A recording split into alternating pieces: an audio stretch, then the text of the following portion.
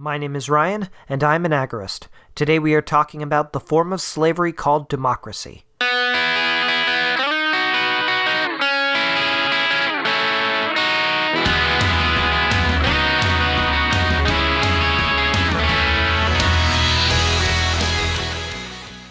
I am currently reading a recently released book called The Socialist Manifesto by Bhaskar Sunkara. Sorry if my pronunciation isn't perfect.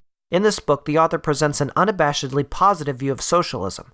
The description says that it is, quote, a book for anyone seeking an end to the vast inequalities of our age, end quote. In this book, he talks about the traditional socialist stuff of seizing the means of production, ending wage slavery, and such. But there is a common thread throughout every argument he makes, and it's democracy.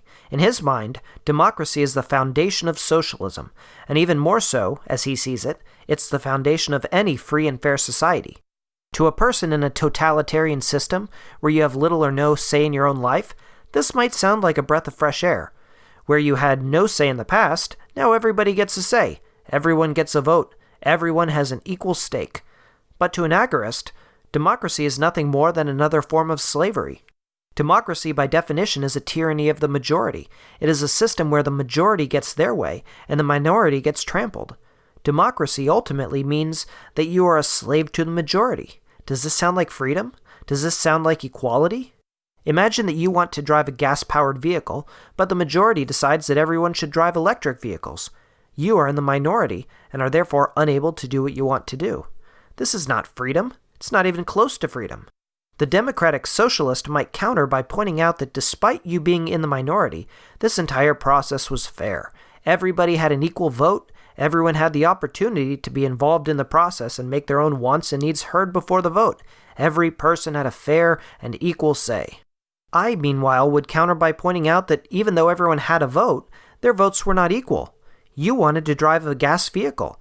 You don't like electric cars. You voted for the freedom to keep driving a gas-powered one, but because your vote was in the minority, it was tossed aside. Your vote was rendered meaningless by others around you. As an agorist, I know that the only fair system would be one which equally respects the wishes of the minority as well as the majority, and as we know, the smallest minority is the individual. If individuals aren't free to do what they want to do with their bodies and property, they are slaves. Democracy is an evil system because it pits everybody against themselves. In democracy, we are forced to always be on the defensive against those around us. We live at the mercy of the majority, and if we want to change anything, then we have to engage with the system whether we want to or not, in order to try and convince others to let us do what we want to do. That is the opposite of freedom, and anyone who tells you otherwise is either painfully ignorant, or else is, or hopes to be, in the majority that forces their will on everybody. The society so gleefully presented in the Socialist Manifesto is an absolute nightmare. Any system based on democracy is a nightmare. And while some classical liberals and conservatives might point out that a democracy works as long as it's tempered by a constitution and a good government that respects the rights of the minority, history shows that to be nothing more than a pipe dream. When it comes down to it, a constitution is nothing more than a piece of paper, and a power-hungry majority will eventually treat it as such. Just look at the U.S. Constitution. A vote is not freedom. A vote is not equality. Freedom means being able to do what you want to do with your own life and property. And fairness means that no majority can squash that right. In my life, I am always the majority. This is Techno-Agorist, Episode 18.